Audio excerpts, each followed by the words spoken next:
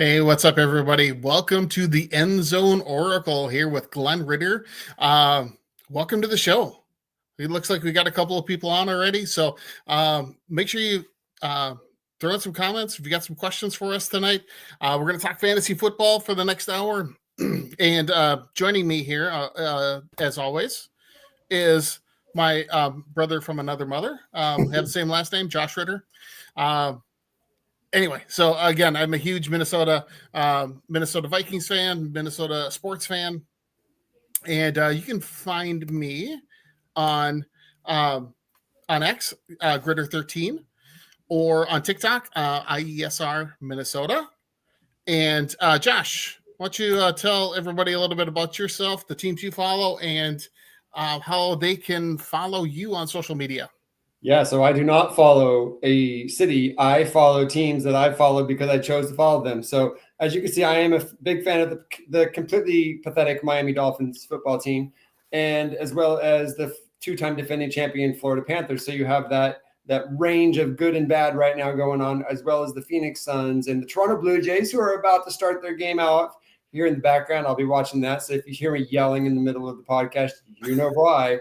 Go Blue Jays, down 2-0. They got to get themselves back in this series. But you can find me at Josh Ritter 13 on X, and of course on TikTok at Josh.Ritter57. Awesome. Well, again, thanks for joining the show again this week, and let's jump right into our weekly Oracle reports. Let's talk about some of the top performances of the week. Who are some guys that really stood out to you this week that just kind of dominated?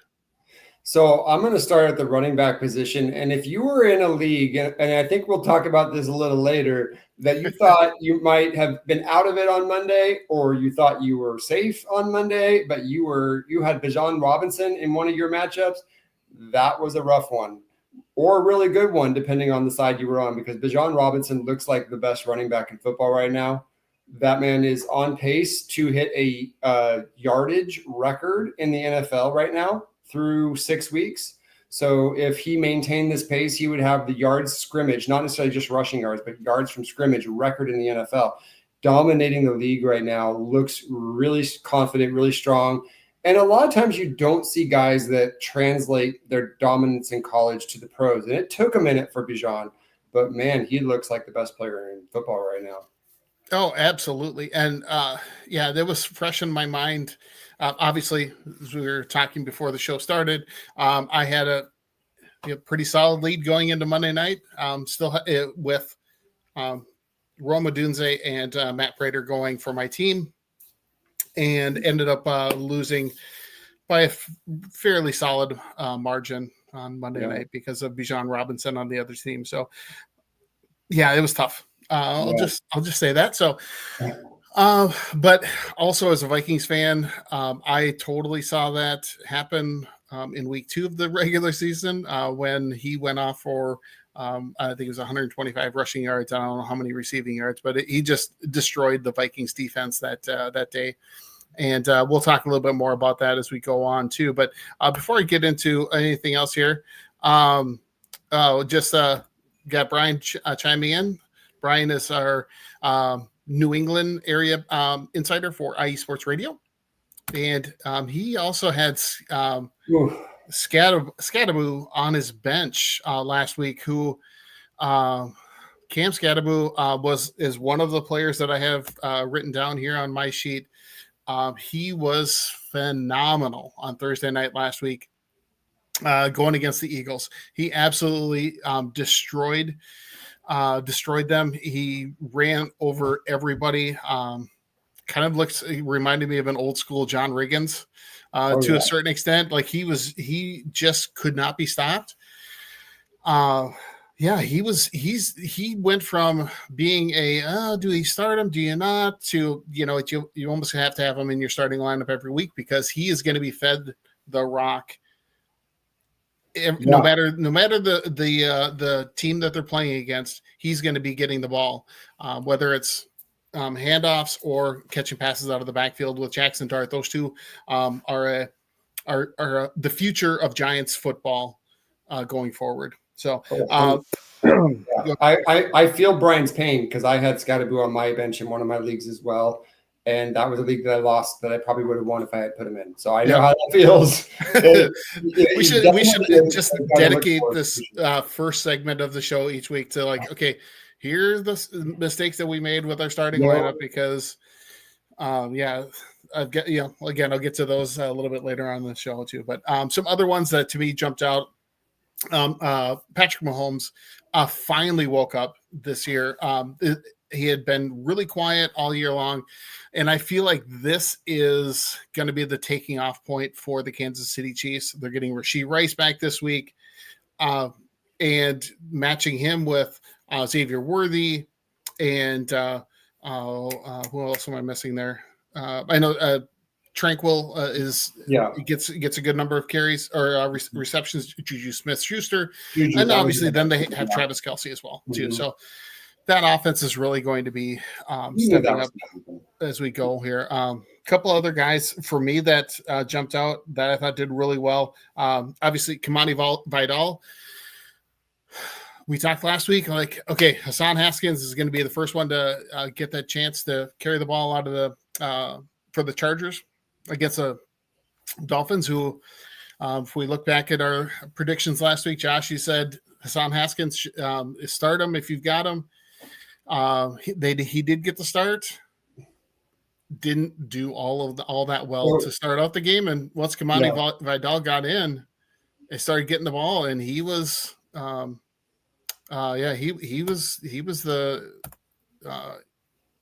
he took over. He didn't give anything up. So, to me, he's going to be the starting kind of that lead back to start out with for the next few weeks. My principle on that was sound. Yes, absolutely. Starting whoever the starting running back is for the team playing the Miami Dolphins, you start that man. Mm-hmm. My principle was sound. I just unfortunately picked the wrong guy.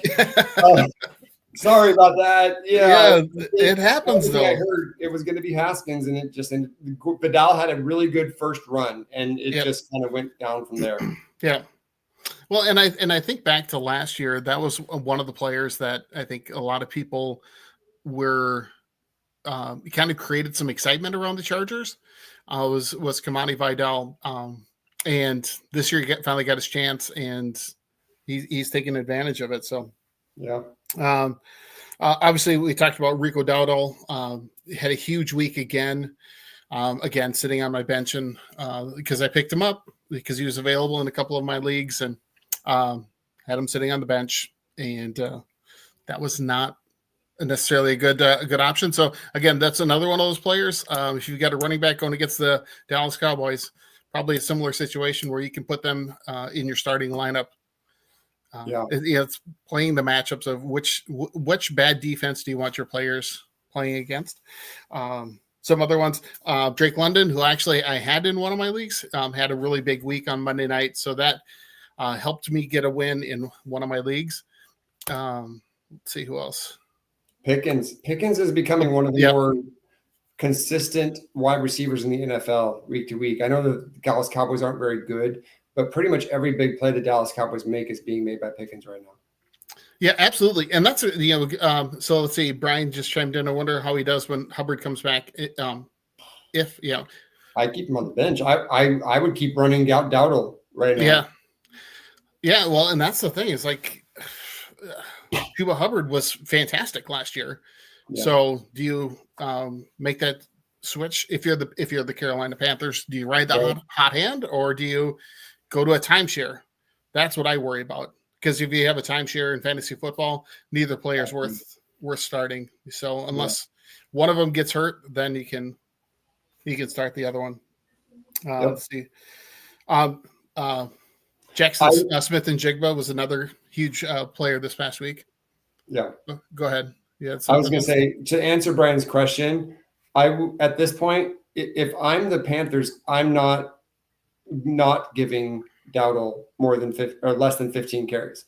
So until the Carolina Panthers prove that they lost their mind and they're going to stop giving this guy the ball, you have to assume at this point, after 2 games and 400 yards, that he's going to be getting the ball. So I would start him if you got him, and make the Panthers prove that they're just going to go back to Hubbard because they have to. I mean, Dowdle has history. He had 1,000 yards last year for the Cowboys. So he's got history. He's not one of these guys that kind of came out of nowhere. So if he's hot, you got to ride it. So you got to believe as a fantasy owner that the Panthers see this and they're going to stick with him. Yeah, I think so. I think you're right there. All right, let's see if there's any other players that. Oh, I think. Well, actually, I do want to touch on a couple of young quarterbacks that I think really did very well, and are really. We talked a little bit about Jackson Dart, so I really won't say much about him. But Drake May is proving to be a very good quarterback and somebody that I think could be a Pro Bowl player in the very near future. He is very solid. He's hitting his receivers. He's putting up great numbers for the Patriots. So Brian, you got a good one there at quarterback, which kind of makes me wonder. I know the Vikings had tried to trade up with the Patriots during that draft to try and get Drake May. Wonder what that asking price was. That was too much for them to go up and get him. But good luck. Yeah, Brian, you've got. I think that's probably a comment here from Brian. Yeah, he said without May, the Pats would have a losing record right now, and he's doing great in fantasy as well. Yep. Yeah, he fits Mike Vrabel's style of football. He just makes the right play. He's a tough, tall, strong arm guy that's going to stand in the pocket and do what he does. He kind of sort of reminds me of Ben Roethlisberger.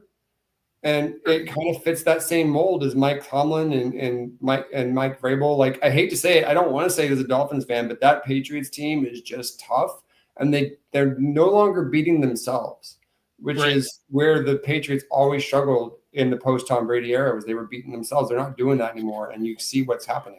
Well, and you bring up Vrabel. He's been a huge addition to the team, and you think about how Tennessee got rid of him and brought in Brian Callahan, who they've now fired after a year and a half. It's like you had a pretty good coach there. Not sure why you make some of those decisions, but anyway, grass isn't always greener, right? That's the thing. It's like fans, will start clamoring like, "Oh, we got to be better. We got to be better." You got to bottom out so you can get back. Well, now you got to find a coach. Yep. Anyway, so let's talk about some of the worst performances of the week. So one that really jumped out at me was because I listed him as my start of the week, and that was Jahmyr Gibbs. And he was shut down pretty well by Cincinnati. They did a good job of slowing down both him and David Montgomery. How about for you? Who were some of those players that I think teams have figured out in the first 4 or 5 weeks of the season that the Buffalo Bills go as James Cook goes. Mm-hmm. And in the last couple of weeks, I'm a big James Cook owner. I think I have him in 3 of my 8 leagues. And he was winning me games left and right for the first month. But teams have figured out that their wide receiving core is pretty poor. And they've been really keying on the running game the last couple of weeks. And James Cook just hasn't been able to get on track because he's got 7, 8 guys at the line of scrimmage, and they don't really have much behind them, and it's working. So James Cook has been really disappointing the last couple of weeks, and I think it might continue because unless they play poor teams have figured out if you stop James Cook, you kind of stop the Bills. So that, to me, has been the standout for me. Yeah. That's a good point. Sorry. I totally agree with James Cook, which is a part of that frustration, I think, for Bills fans was Keon Coleman. I thought he would take a step up. And the first couple of weeks he did, he had a touchdown or 2 early in the season. But he is nowhere to be found in that Bills offense, which is sad because they should be able to figure out a way to get him the ball. But I think they're turning to more Khalil Shakir and Dawson Knox and some of those guys as opposed to Keon Coleman. So, and this is what happens to a team where their starting quarterback is a franchise quarterback paid money, and then you got franchise running back paid money to James Cook.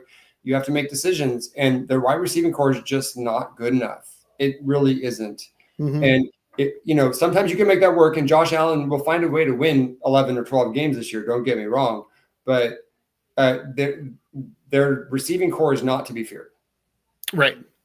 Well, and you think you almost seems like they're trying to take the Green Bay Packers approach of have the franchise quarterback, and we'll just have a bunch of decent wide receivers out there. He'll be able to find one of them and have them go off. Their receivers are not in the same category as the Packers. One other player that I think really had a rough week is kicker Josh Carty for the Rams. I know it was windy during the game when they played. I think were they a Sunday night game? I believe so. I think so. Yeah, I think it was a Sunday night game. Super windy. He hits the upright on a 26-yard field goal to the point where the Rams avoided kicking field goals for the rest of the game because of that. And you would think that having a kicker with a team that scores a lot, which is the Rams generally do, that would be a solid choice. But you got to be careful. If the guy's missing short stuff, his confidence could get wrecked real fast. So as a fantasy owner, that's something to keep in mind. You don't usually think about your field goal kicker very much when you're looking at your roster week to week, but that is something to keep in mind for sure. Well, and that's one that I picked him up because I had I was trying to think of who I had that was on a bye last week. Anyway, it doesn't really matter, but I picked him up because I was thinking, okay, those guys, the Rams are playing pretty well. Stafford's been passing the ball really well. We talked about Stafford last week as being somebody that you should start as your quarterback, and I picked him up and I started him in this league. And again, he didn't do a whole lot. So anyway, he's just one that I think when the coach doesn't show confidence in you to be able to kick in pressure situations. Yeah. And here's Adam chiming in. Oh. What do you think, Glenn? I saw this comment, and I think it's an interesting question. A lot of people feeling this out there. How do you always play your best projected lineup and then have half the team severely miss their projection? That's a great question. To me, projections should be part of your decision-making process. It should not be the only thing in your decision-making process. You got to look at the team that you're playing against, right? Because sometimes the people that come up with those projections don't take into account the run defense or pass defense for a certain team, right? So if you're playing a team that, like the Broncos, if you've got a wide receiver going against the Broncos, I would not trust the projection going against them because number one, they've got probably going to have Patrick Surtain. If you have their best wide receiver for the team that's going against the Broncos, he's going to be facing Patrick Surtain quite a bit. Number two, the pass rush for the Broncos is phenomenal. Benito is leading the league in sacks and pressures. As a team, they are pressuring quarterbacks 50% better rate than the next best team. They are getting to the quarterback. So if you've got a receiver that catches a lot of short underneath stuff going against a team like that, that's going to be somebody that you could probably count on. So if you've got a Ladd McConkey type of a player going against the Broncos defense, that might be somebody that you'd want to, that will probably over produce the projections rather than under. Yeah. And I think you got to think about game flow too. If you've got a number one running back for a team that has a really bad defense, it's going to be behind, 21-0 after the first quarter. He's probably not going to get a lot of carries after that. Mm-hmm. So, yeah, unless he's a pass catching receiver and it's a PPR league, you're probably going to want to avoid having that person in your lineup if you can. Right? You don't want to ever bench, a guy like Jahmyr Gibbs or Bijan Robinson. Who else? Jonathan Taylor, Derrick Henry. Those are guys that you're never going to bench. But if you've got other guys that are, just this tier below that, that's where you have to kind of, pick and choose. Like the mistake I made this past week was I didn't start Rico Dowdle, even though I picked him up because I had Rashad White and Jahmyr Gibbs as my 2 running backs. Both had good matchups. Both are good pass catching running backs. But yeah, you know, and that's where it's hard, Adam, when you're looking at this, because that's sound logic. You know, right. Bucky Irving's out. Yep. He's been productive. Rashad White's been a productive NFL running back. You would assume that he would step in and do that. You're definitely not going to start Rico Dowdle over him in general. But what you can do is understand that those projections are algorithms. Okay. So they're not human beings saying, I think this person's going to get 7.62 points over the course of a game or 12.72 points over the course of a game. They're algorithms based on the player's past performance. And they do factor in to some degree what the matchup is, but not all that much. It's much more about where the player's done in the past and how they expect that player to do in the future. And to Glenn's point, the algorithms don't take enough of the non-numbers pieces into account. So as a fan of football, if you follow football, you can beat the algorithm by taking what you see on the field and what you understand about the players that they're playing, and maybe the injury report that you're hearing. Like if you have a wide receiver and you know that they're playing against a team that has 2 cornerbacks that played last week, but they're out, the algorithm's probably not picking that up. Okay. So that can give you a little bit of an edge. So the algorithm can be a good guide, but honestly, I've had leagues where I start a guy that's projected to have 6 points over a guy that's projected to have 12 or 13, just because I know the circumstances of both those players, and the algorithm is wrong. And so, right. You look at it from that standpoint, but understand that every move you make is a risk in fantasy football, because you just don't know. And you can be the most informed person in the world, and it can just not go the way that you think, because you don't know what's going on with the game plan. So sometimes, unfortunately, you have to take risks, and sometimes the risks really pay off, and sometimes they just don't. And that even the best fantasy owners face that. Yeah, that's exactly it. And Adam, thanks for the question, though, because it's a great discussion topic that I think pertains to everybody out there that's listening and is playing fantasy football. It's like, and I'll talk about this later too, but the Thursday night football games, right? There's just games where the game plan and the outcome of the game doesn't go the way that you think it's going to, right? I think we saw, with our picks here in the IESR league the last couple of weeks, we're right on about 50% of them because of the number of upsets. Just those things kind of happen. You can't always predict how those games are going to go. So you got to do your best to try to. If the team gets up 21 points and you got a wide receiver on that team that did not contribute to those touchdowns, you're probably messed up, because they're probably not going to pass the rest of the game. And that that could come out of nowhere. And there's a lot of risk in picking specifically receivers on good teams, because if they don't contribute early, they may not contribute late.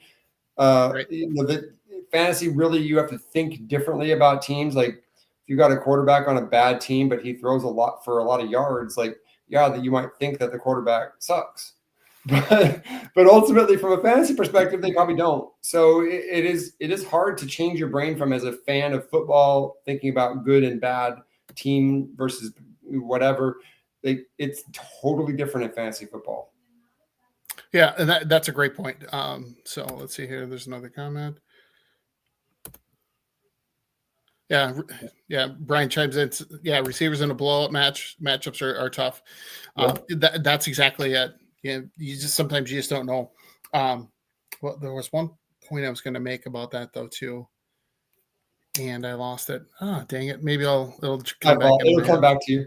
Yeah, eventually we'll get there. I guess the other thing too is just sometimes people get injured too. I had Emeka Egbuka. Who's been phenomenal all season. I drafted him maybe a little bit early in all of my leagues, because everybody's like, ooh, a rookie wide receiver, Emeka Egbuka, is he going to really get that many targets? He's been phenomenal. Yeah. pulls his hamstring in the first half of the game, and I end up with a couple of points because I think he had 2 catches for 40 some yards, I think. Yeah. So maybe 6 points. Yep. And he was probably projected for about 15. Oh, easily. Sometimes those things happen too. Yeah. So, but speaking of injuries, right? So Emeka Egbuka has already been ruled out.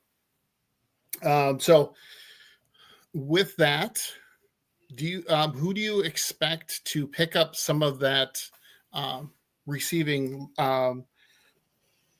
targets from Baker Mayfield? Gosh, You have any ideas?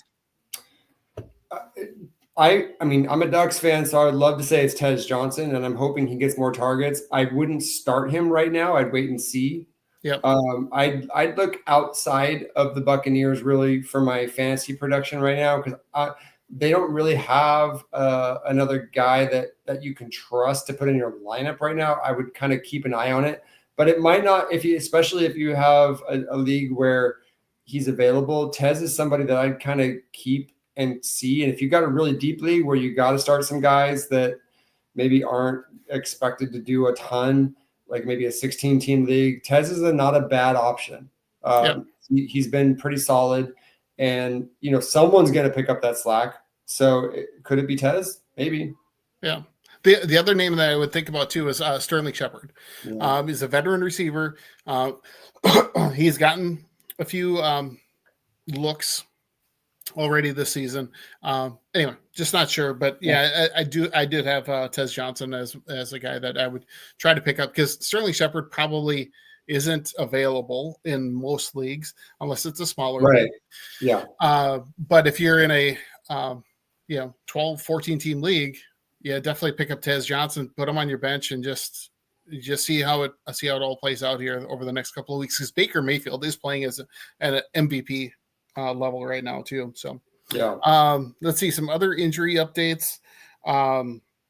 CD Lamb looks like he's starting to practice. I'm not sure if he's going to play this week.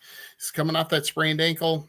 I'm probably leaning against having him in my lineup if you have him, because I think I just don't know whether he's going to start. I guess we'll have to see what the reports are, Thursday, Friday, after those practices, because I think they do have a late game. I think they're in the late window. I always say the 3:00 window. Yeah, they're playing against Washington.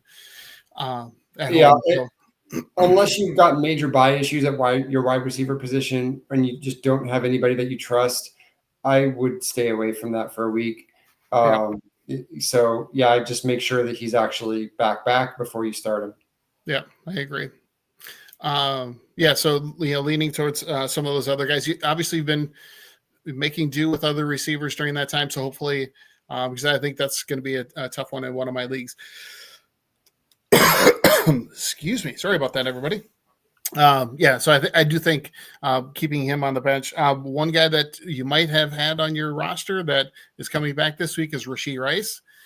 If you have him, I think all signs point to getting him in your lineup because I think they've got a good matchup this week as well too. And that offense is going to start taking off. Yes, so. Well, that's exactly it, and that's the other piece of it too. Is that they're playing the Raiders. Okay, Larry, right? You know all about that. He talks about it all the time. Yeah. So the Chiefs definitely. If you've got any of those Chiefs players, it's definitely worth picking up and starting. So, anyway, so those are the kind of the injury ones we talk. I'll also say, go ahead.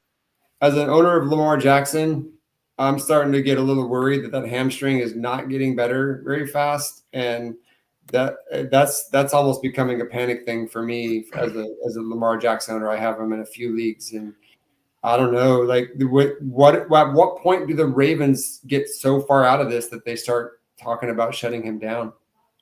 Yeah, that's entirely possible, and actually, that's one of the things that when we get to our patience or panic things, I'm going to be talking about because I'm seeing rumors out there of players that are potentially going to be traded, and some of the Ravens defensive players are players that are being mentioned. So anyway, Let's hop into some waiver wire players to pick up. A couple that I have, Kendre Miller. I think we talked about him last week. Kamani Vidal, Michael Carter, Bam Knight. Those are all guys that you could potentially pick up in your leagues if they're not already picked up by others. I think Kendre Miller, mainly because I could see Alvin Kamara being somebody that gets traded before the trade deadline. The Saints aren't going anywhere this year. Kamara still got some tread left on the tires. You figure that there's going to be another team that's in the playoff hunt that will give up something of value for him.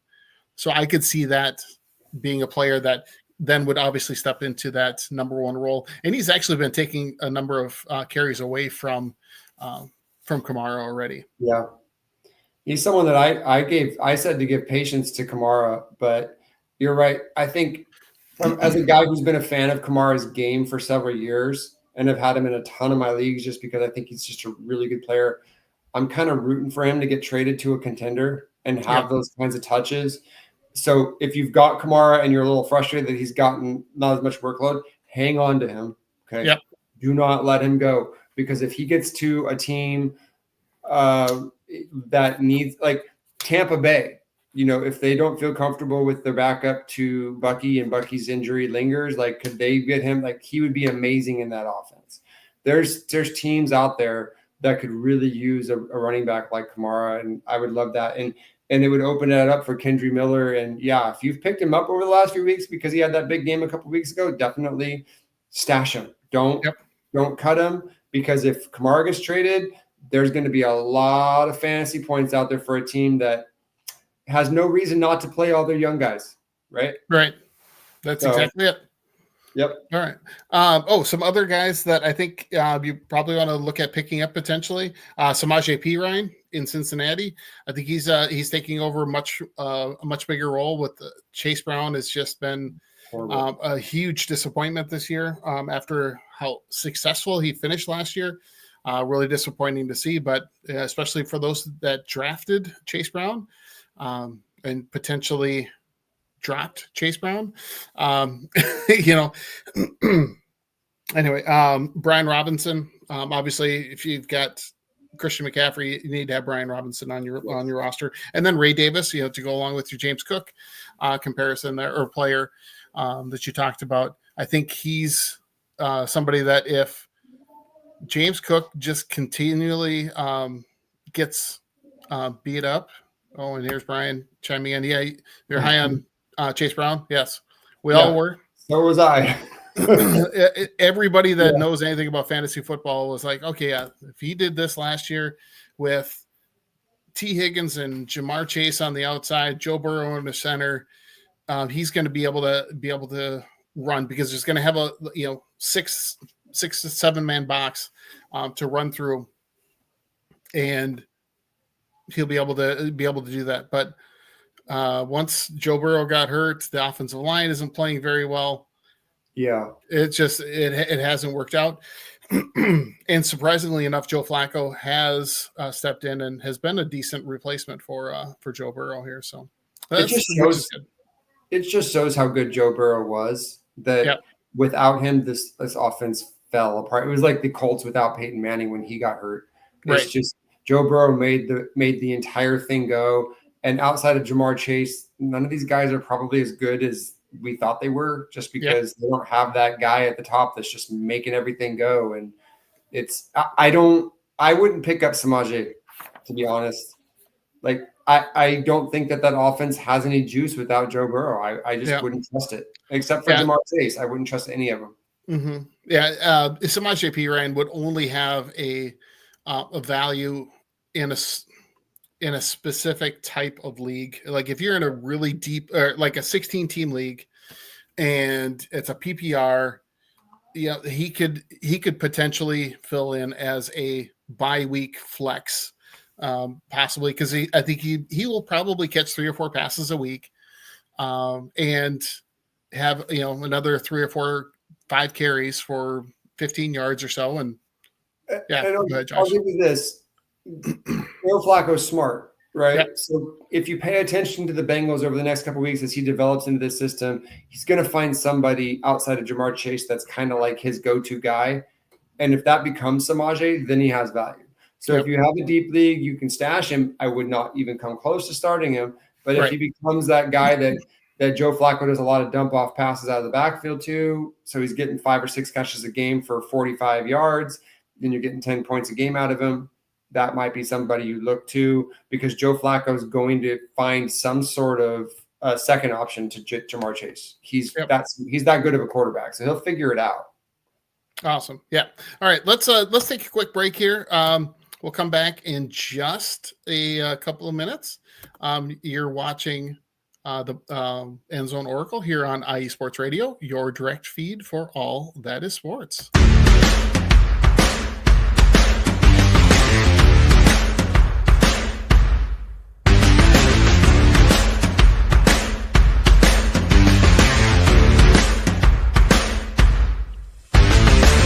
IE Sports Radio fans, this show is brought to you by Planet Jerky Premium Brisket Beef Jerky. Planet Jerky is the official jerky of the 2022 California League champion Lake Elsinore Storm, single A affiliate of the San Diego Padres. This all brisket jerky has gluten-free options, contains no MSG, no sodium nitrate, is low in sugar, and high in protein. Go to their website at planetjerky.net and follow them on Instagram at Planet Jerky. Planet Jerky, the jerky that's on a whole other planet.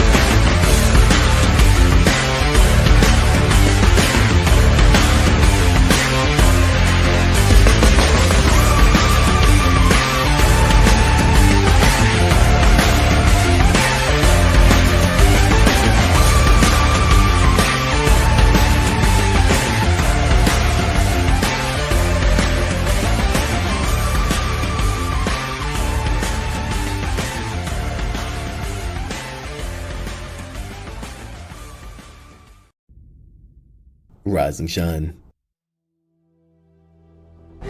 It's 4 a.m. The stars are still out. The sun is beneath the horizon, but it's time to punch in and go to work. The comfort of your warm-ups turns into the grinding out of your reps as the clinking and the clanking of the plates create a symphony of euphoria. There's no other feeling like it. Earn it, burn it, and take what's yours. IE Sports Radio has proudly partnered with Vital Apparel, a brand that not only fits great, but also promotes and donates to mental health research. Use our code IESR to get 15% off their comfortable and inspiring gym wear and help them on their amazing journey to support mental health. Go hard, take part in your iron therapy, and be strong.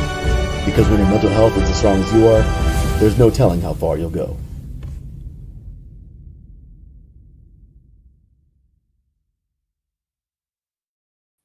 All right. Welcome back, everybody. Again, make sure that you support our sponsors.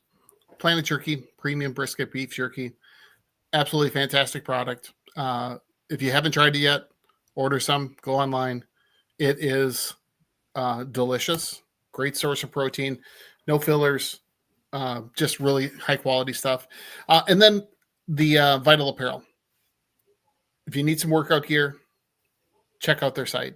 Get a 15% discount. Use the code IESR. And remember, some of those proceeds go to help mental health initiatives. So definitely a worthy cause. And again, great product. So make sure you support those guys. All right. Let's go to our next segment, which is start, sit, or quit. Okay. So each of us have some players that we think you should start, bench, so that'd be the sit, or quit, which would be somebody that maybe you don't even want to have on your roster anymore. Again, depending on the size of the league. So for me, I was looking at some quarterbacks. Like, as I talked earlier, I love the way that Drake May is playing. So he's somebody that if you've got him, I think you got to try to start him on a weekly basis. He's going to give you some solid numbers. He's playing really well. He's playing composed. He can move in the pocket and outside the pocket a good amount. He's a pretty good athlete. Got a cannon for an arm. Definitely somebody that you'd want to have in your starting lineup if unless you have a Josh Allen or Josh Allen. So there's not many other quarterbacks that I would necessarily put into my starting lineup over Drake May. There's some of those franchise quarterbacks. Lamar Jackson would be one if he was healthy. That would be, you'd start every single week unless they're on bye or injured. The guy that I would definitely want to have on my bench if you have a roster spot is Jackson Dart.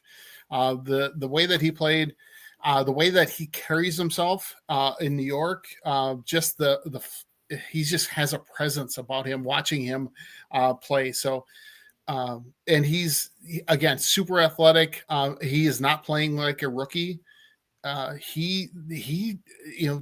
way he torched and took care of the Eagles on Thursday night last week was fun to watch.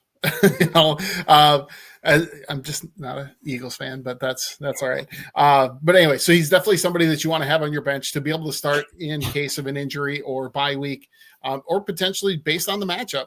If you've got two quarterbacks that are about the same talent wise, and one's got a better matchup, that's the one you should put in your starting lineup. The one that I would say that you got to quit is Kyler Murray.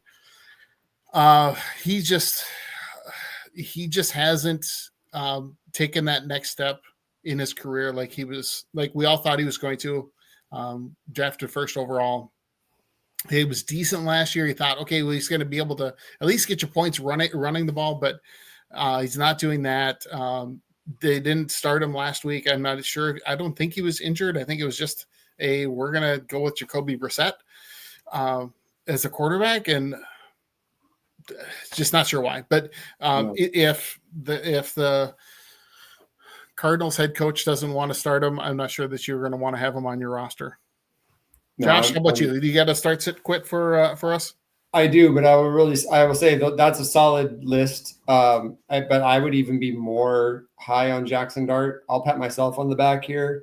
Yeah. I was a big Jackson Dart fan in the draft. I think he's the best quarterback of this rookie class, and I might start him over 20 of the quarterbacks in the NFL right now in fantasy football. Like that offense looks really good. And remember, they're without Malik Nabers. And you heard today, if you've been paying attention, the Giants are in the market for big wide receivers, including my Jalen Waddle. So if they keep bringing in talent and he gets another target, that could be a guy that wins you a championship in November. So I'm really big on Jackson Dart as well. But while you focus on the quarterbacks, I focus on the running backs for mine. So my start, I've been very consistent about this for the last few weeks. Who's the starting running back for the team playing the Dolphins? And you got Quinshon Judkins for the Browns this week. And since the Dolphins have been completely awful in the start of their season for the run defense, this is probably the best back they've faced since James Cook. And he could go for 250 this weekend. So I know that's not a hot take to have Quinshon Judkins in your starting lineup, but the Browns' offense hasn't been great. If there's ever a week where the Browns' offense is going to get untracked and they're going to have a guy that goes off, it's going to be this week with Quinshon Judkins. So if he's on your bench, you better have a really good reason not to put him in your starting lineup, because we just made Kamani Vidal look like an NFL All-Pro. And I can only imagine what Quinshon Judkins is going to do. As far as my bench, Travis Etienne has a really rough matchup against the Rams run defense this week. And it hasn't been going well for Travis Etienne in the last couple of weeks. And I'm at the point where if you've got any sort of solid option to replace him, I might consider this to be a good week where you're going to bench him. The Rams defense is pretty solid against the run. And I just think that the matchup isn't great. And you haven't seen Travis Etienne really dominate this year the way that you had in previous years. So he'd be a guy that I'd put on the bench. But you don't want to drop him because the team's playing well, but not really Travis lately.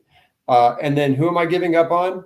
I'm really close, and I've had this guy on my team. I'm really close to giving up on Chuba Hubbard. And it's not because of Chuba. It's just he's got injury issues. And Rico Dowdle, I feel like if the Panthers are smart, and they have to be smart right now, they're in contention. They're 3-3. They have to ride the hot hand. And I'm not sure him coming back from injury is going to be a fait accompli that he's just going to go back to being the workhorse back on this team. I think Rico Dowdle has proven from last year and then with 2 weeks of run this year that he's the best running back on that team, and they have to stick with the hot hand. Yeah. You bring up a great point about Travis Etienne too. It seems like with Jacksonville, either at least this year, either Etienne is playing well or Brian Thomas Jr. I don't know why they can't have both of them playing well together at the same time. But the other thing to think about too, and need to factor in with some of your decision making too, is they're playing in London. So London is also like the Thursday night games. They don't always play out the way that you think that they will because of, they got the time change, the jet lag and flying over there. It adds another layer to that decision making too. So sometimes not only they're playing at Wembley or at London, but they're playing at Wembley. And the history of Wembley is that field is not great. The Tottenham field's much better. And in that situation, playing offensive players hasn't boded well. And if you look back historically at games played at Wembley, they've been really low scoring games because it's just the field is kind of a mucky, muddy field, and it just hasn't been great for offensive production. Okay. Yeah. Well, that's great insight. I had not researched that part at all. The difference in the stadiums, because Wembley is more of a soccer or football stadium, and I don't know if Tottenham, Hotspur is too. It is, but it's just it's got a better quality. It's a real grass stadium, and it's just not at the same level as the Tottenham Stadium's a new one, and they got better turf there. Like I've seen a lot of games, especially because in London it rains a lot. I don't know what the forecast is this week, but like it's been ugly a lot of times in those games, and it's just been like 17-16 type of games where there's a lot of field goals. You're not getting a lot of points out of your offenses in those games. Yeah, that's a good point too. So it's kind of like the Bears field after a concert. Yes. Yes, it's very similar. That's what Wembley is like. Okay. Yep. All right. So let's go with our panic or patience. So I've got a few here on my list. Bo Nix and Cortland Sutton. I got those two together. They have not been performing as well as they have like last year. I think both of them played much better and had better numbers last year than they have had this year. Is that something where you're hitting the panic button, or are you just gonna say, okay, let's just wait, hold on here a little bit. We'll just move them to the bench and see how things go? Oh, I'm full on panicking on Bo Nix. He's hit that sophomore slump that you see with a lot of quarterbacks. And it lost. He looks like a guy that the teams have kind of figured out how to defend him. And there's better options. I'm more patient with Cortland Sutton. He's been a productive wide receiver. He's going to have up and down games because of Bo Nix, but he's still going to be the number one target on that team. And I would be very careful to bench him. But Bo Nix, there's better options out there. Yeah. I agree there. Yeah, I would definitely hit that panic button with Bo Nix. How about Kenneth Walker with his timeshare with Charbonnet? Is that troubling to you? Is that a panic, or is that we got to just hold tight? Because it seems like it's a 50-50 timeshare. Yeah, and that's where you really have to deal with that, is that you can't trust that he's going to get you points. He doesn't have that high floor that he used to have anymore. And so if you've got a better option, someone you trust to have a high floor, I would go with it. The Seattle offense has been really up and down this year, and I would be very careful with that. And if you got a better option that you trust more, I would bet on the fact that you'd get a high floor out of even a guy like Kendry Miller. He's just going to get, like, sometimes the guys just disappear in the Seattle offense and they just ride the other guy. So yeah, I wouldn't trust him. I'd panic. Yeah. I'd probably stay away from both those guys. Even Woody Marks too would be another potential back now that they're back from a bye too. How about Travion Henderson? I kind of thought that going into this year, the way he splashed during the preseason, that he would eventually take over that role, and then Antonio Gibson got hurt, and but they've just keep sticking with Ramondre Stevenson and haven't really given him a chance to take off. Are you hitting the panic button with that one, or are you just going to say, well, let's just hold off, let's be patient here? I am hitting the panic button because the Patriots are contenders. Okay. Mm-hmm. So if the Patriots were 1 or 2 and 4 right now, or 1 and 5, I'd say that you could get usage out of Travion Henderson because they're going to want to run the young guy. But as long as they're right now, they're winning the AFC East over Buffalo. What are you going to do? You're going to ride the vet, right? You don't want to risk having a rookie or second-year player ruin what you got going. I think they're going to, especially with Mike Vrabel's kind of conservative style, it suits Ramondre Stevenson a little bit more. As long as he doesn't go back to his fumbling issues, I think they're probably going to stick more with Ramondre than they are with Travion Henderson. So that could change, but right now I'd be very leery about starting Travion Henderson because his floor is super low. Yeah.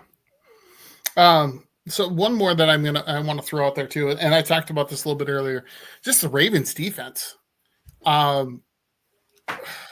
Is this it used to be Ravens defense was always one of the top, half dozen, top 5 defenses in fantasy football.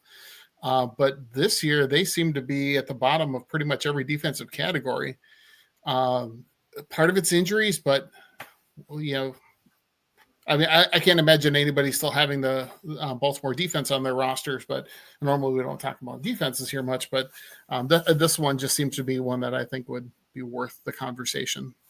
Well, when you have like all of your top stars on injury reports and your offense can't score because your quarterback is out, like you're not going to do well. This is why I'm a really big fan of streaming defenses, because there's so many circumstances, injuries happen. You don't think about an injury to a linebacker or a defensive end when you're talking fantasy football, right? But they impact those defenses. So you have to be really careful about picking a defense that you think, oh, this defense I can plug in every single week and it's just going to produce. It doesn't always work that way. They might play a good team. They might have injuries, and it just opens up a can of worms. So that's why I'm just not a big fan of sticking with one defense throughout the year anyway. But yeah, this team's 1 and 5 because they've been the most injury bit team in the league this year. And a lot of it's been on defense. I know that Lamar gets all the headlines, but really it's been their defense. Well, Kyle Hamilton's missed some time. I can't remember the name of the huge defensive lineman that kind of is the one that just everybody has to, all offenses have to focus on. But and you bring up a good point too. I think the way that the NFL has changed over the years, it used to be that a dominant defense would be able to shut down other teams. You think back to like the 85 Bears or the was it the 2000 Baltimore Ravens with Ray Lewis and Ed Reed, and those guys were, or even the Denver defense in 2014. What's that? The Denver defense in 2014 when Peyton Manning was on one leg and won a championship. But yeah. But the way that the offense has taken over the NFL, those kinds of defenses just aren't there anymore. So I agree. I think doing that streaming method with defenses is the way to go. My thing with defense is, and for those of you out there that are new to fantasy football, defense nowadays is less about who has a good defense, and it's way more about who has a poor offense. Okay. So if your offense, like if you have a team that's playing the Jets and they're on the waiver wire, that Jets offense cannot move the football right now. Like that's who you should be starting. So you're not thinking about, is that defense good? You're thinking about, is the offense that defense is playing capable of scoring points? Yep. So actually, I'm going to skip ahead here a little bit from our normal routine, but let's talk about streaming defenses. Who are let's take a look at those, because again, I think we are in agreement with some of those teams that you want to, or the offenses you want your defense to be playing against. Yes. So to me that we talked about Saints offense. So this week that's the Bears. So if you can pick up the Bears defense, that's probably worthwhile for you.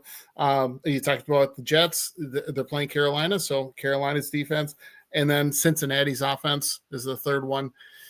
So I think picking up the Pittsburgh defense. Any other defenses that you think would be having a good matchup? Well, always it's I would say the Kansas City one too. They're playing the Raiders at home. And the way that Kansas City's defense with Steve Spagnuolo plays, they're going to get a ton of sacks. They're going to get some turnovers, especially against the Raiders. I think that's another one to look at picking up. No, the Saints, Jets, and Bengals right now are the three offenses you should be targeting. You should also target Tennessee.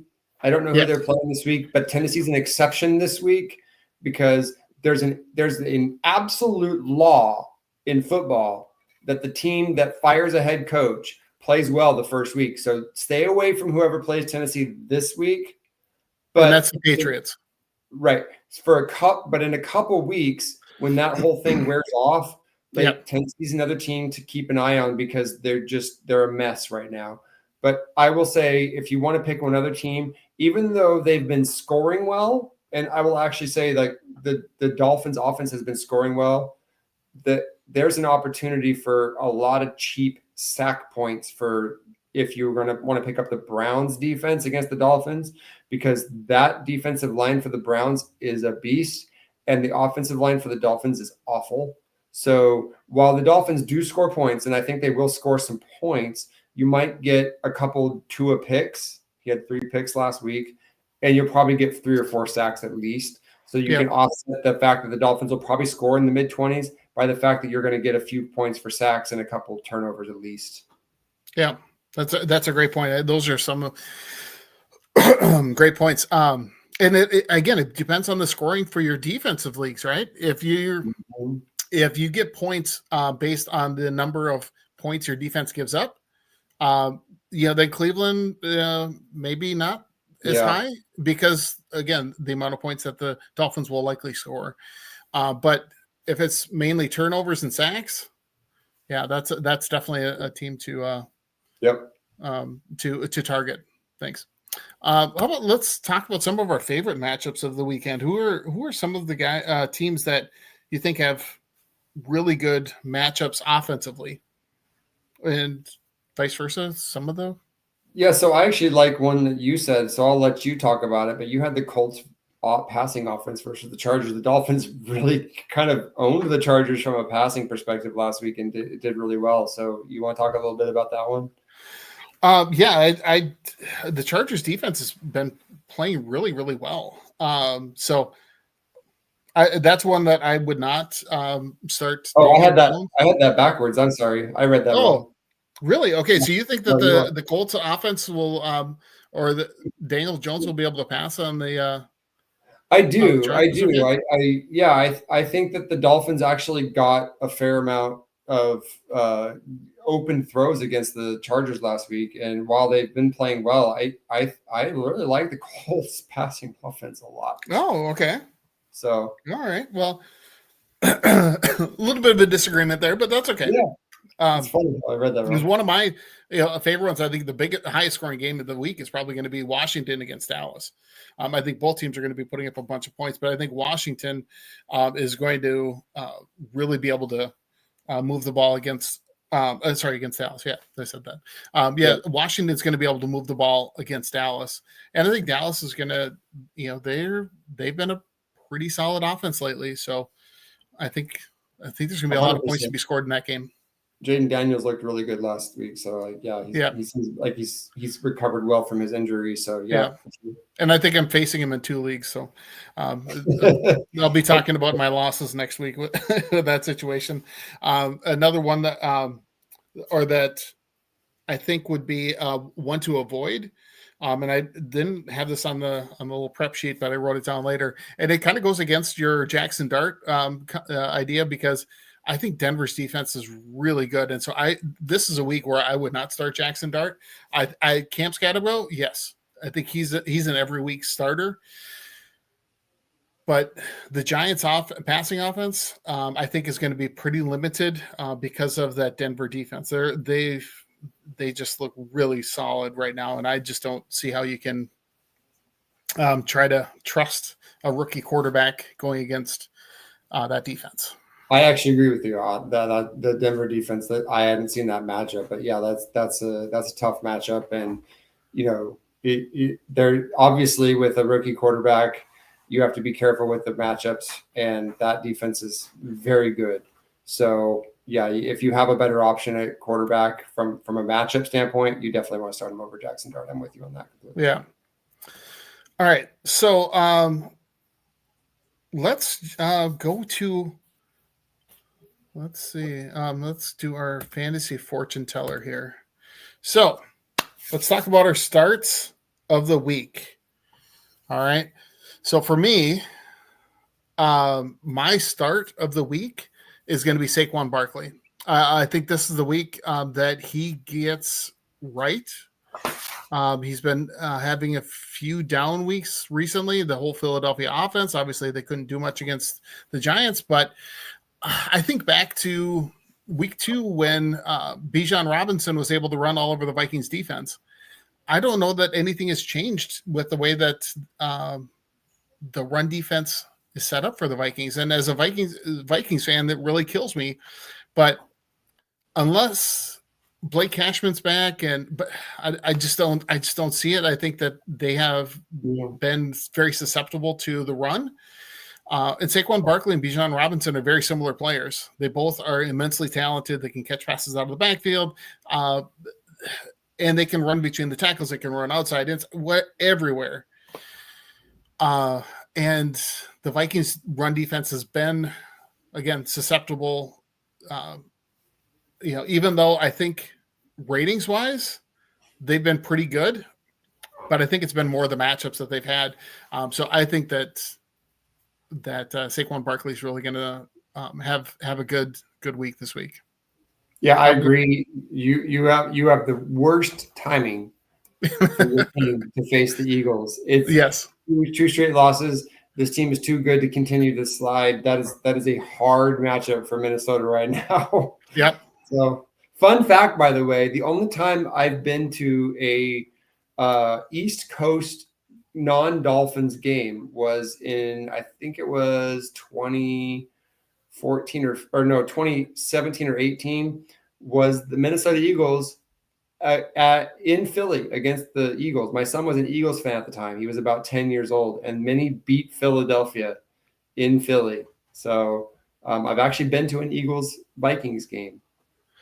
So that was fun. Okay, so the Vikings actually beat the Eagles In Philly.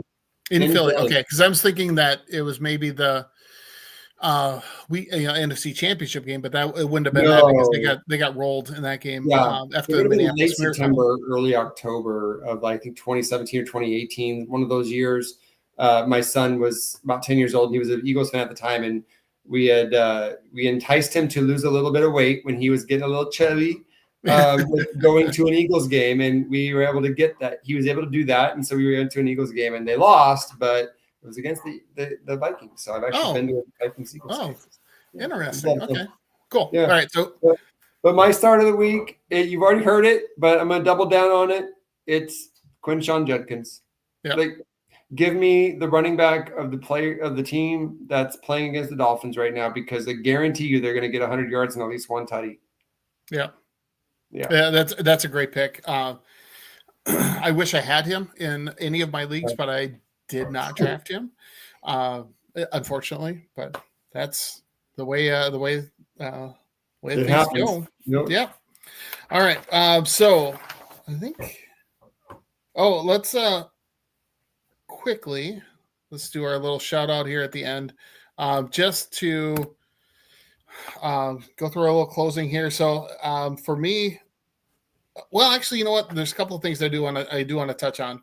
And this kind of goes back to part of Adam's question earlier about setting your lineups and making the right decisions. I think there's a couple of things that you always have to consider. Number one, as we've learned this year, and I've learned this in previous years. I kind of forgot about it to start this year, but Thursday night games rarely go the way that you think that they're going to go. Same thing with London games. But the other thing to take into account when you're setting your lineup is the weather. We're getting into that time of the year that you got to think about the weather situations, because I didn't do that last Monday night for the Commanders-Bears game. Knowing that I needed some points from Rome Odunze, and he's playing in cold, wet conditions. The game plan was all DeAndre Swift running the ball, and they weren't throwing it because they couldn't. They were just they weren't able to hang on to it. So I think when it's and wind is also a huge factor when it comes to the passing game. So there's whether it's windy, whether it's rainy, whether it's snowing, all impacts players differently, and it depends on the field conditions, right? So I think usually if it's snowy, there's going to be a lot of slipping. So that kind of impacts your running. Usually running backs increase their production and receivers are reduced. So those of you that are at our age, over 40 something years old, and know what the Mason-Dixon line is,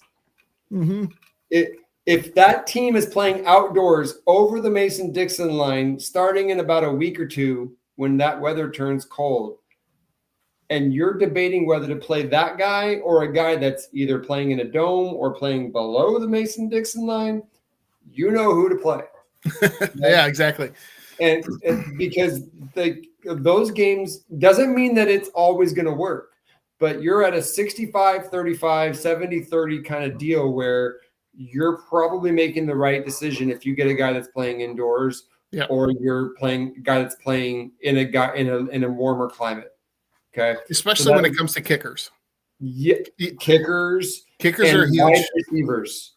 Yeah, and that's one thing that as you get to probably about week 9 or 10, as kind of the bye weeks start to finish up, that's when you want to start looking at kickers matchups for the playoff weeks. As a look ahead, because if you've got your kicker that's going to be playing outside in Green Bay, Buffalo, Philadelphia, Chicago, any of those kinds of places, you might want to look in a different direction for a kicker for those weeks. And if you have a competent kicker on a bad team that plays in a dome, that's something that you should be looking at. Not even a bad team, but like an okay team. Right. Chargers, they play in a dome. Their kicker's lights out. They know he can make a 50-something yard field goal over and over again. Yep. Cameron Dicker, you should have him on your roster. And I would even hold him on a bad matchup week. They got kickers that are competent, that are on a team that plays in a dome. That's who you should be targeting at about a halfway point of the season, because most of their games are going to be in controlled environments and they're reliable. So I not the kickers of the top scoring teams necessarily, because if you got a team that's scoring a lot of touchdowns, you're just going to get extra point value. You're not going to get a lot of field goals. But if you got a team that kind of breaks down sometimes and has to kick a lot of 50-yard field goals, like that's not a bad option, but you want to make sure it's not Chicago or Cleveland or any of those teams where you like you said, that from November on you're at the mercy of the weather. Right. Yeah, this guy like Brandon Aubrey is a similar example, right? Yeah, he's got the leg to kick a 70-yarder, I think, too, is what they've said. So, anyway, so let's do the now. Rambled on long enough about that kind of stuff. So closing out, let's give a recap of how our teams did over this past week. So in one of my leagues, I got my first win. So that was the one where I had, thank you. Where I tied had the highest points in the league and tied a couple of weeks ago. Got my first win there, so that was a good one. However, on the other side, in my family league, I got my first loss of the season. So no. yeah, I was like, yeah, it's going so well, and then went from first down to second in the league. So I'm still 5-1, but and then the third one I've already talked about is the IESR league here, where I had the nice lead going into Monday night. Bijan Robinson ran me out of the stadium and ended up losing by 6. So how about for you, Josh? How did your weeks go in all 8 leagues? It's been the year of the middling teams. My high scoring teams have had rough matchups, and my low scoring teams I've managed to tread water, and I'm around 500 in almost every single league. And I will say I have the highest scoring team on a league where I'm 3-3. I mentioned that last week. I was 2-3. I got a win this week. That Nice. team is the best scoring team in the league, and I'm 3-3. But then I have a league that I run for my wife's work where I was 0-2, and now I'm 4-2, and really one of the worst scoring teams in the league, to be honest. And I had to auto draft that team because we had something else going on. So I just kind of was at the mercy of that team getting whatever they got, and I've been able to manage it to 4-2 every week, even though they're really not scoring well. But here I am in 4th place at 4-2, tied with the first place team, which is also 4-2. I just have no points. So it's funny how fantasy works sometimes. You just manage it to the playoffs. Sometimes a slow start is not necessarily a bad thing, because when there's players that jump out in weeks 1 and 2, you can pick them up off the waiver wire and that add to your team for the rest of the season. So awesome. Exactly. All right. Well, thanks everybody for tuning in. This is Ben, the End Zone Oracle. Josh Ritter, again, thank you so much for joining. Again, for those of you wanting to get a hold of Josh, here's how you can follow him. Josh Ritter 13 on X, and Josh.Ritter57 on TikTok. And for me, Gritter 13 on X, and on TikTok, IESR Minnesota. So thanks for joining. I'm not going to be here next week. Josh is going to be taking the reins. Hopefully you can find somebody here from IESR to join you. And maybe Joey Jets, you guys can talk about how awful your guys' teams are, and have a good segment with that. So thanks everybody for tuning in. Have a wonderful week, and good luck in your fantasy football. Thank you. Go Blue Jays, 5-2. They're winning. Oh, there you go.